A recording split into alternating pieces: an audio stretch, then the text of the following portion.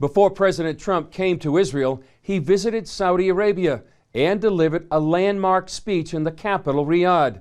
CBN News' George Thomas spoke with Middle East expert Joel Rosenberg about the impact of that speech and an historic shift in the region. Joining us for some perspective on the president's recent trip is Middle East expert and author Joel Rosenberg. Joel, good to have you back on the show. How significant was the president's speech on Islam that he gave in Riyadh, Saudi Arabia? That was an astounding speech. I think it was tremendously successful. It's not that the president said things that he hadn't said before, but he said them in Saudi Arabia.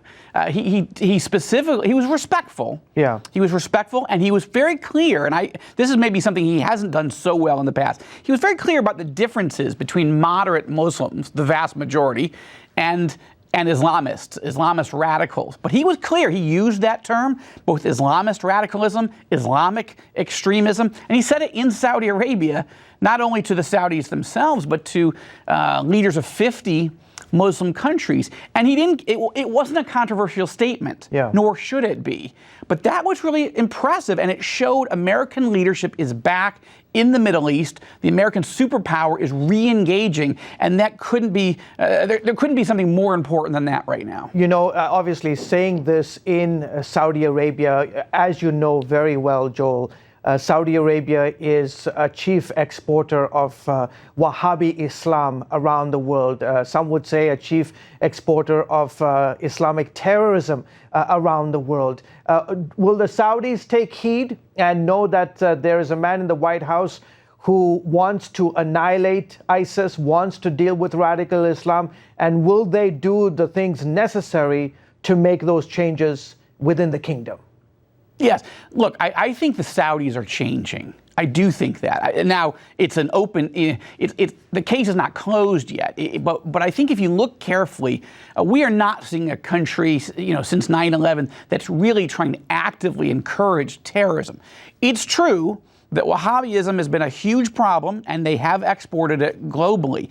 But I think you're seeing significant changes in the textbooks in Saudi Arabia. You're seeing them actively participate in trying to defeat ISIS, the Islamic State.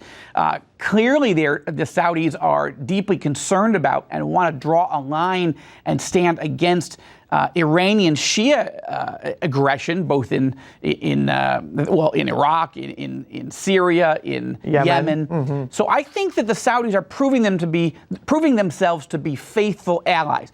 Perfect allies? No. But the president actually said, we're looking for partners, not perfection. And I think that was the right tone.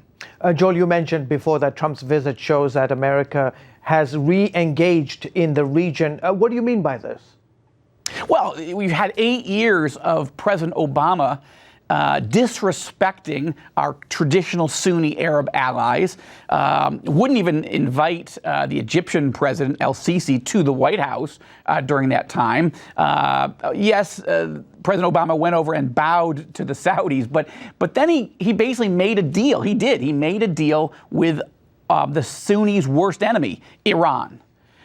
He disrespected Israel during that process. Yes, he helped fund Israel on military projects, but wouldn't listen to Israeli counsel at all on the Iranian nuclear issue. So here's the bottom line. You have a strategic realignment going on that's historic. That is, the Sunni Arabs and Israel want to work with the United States against two common and existential enemies, Iran and the Islamic State. And President Trump went in and said, that's what I want to work with you on.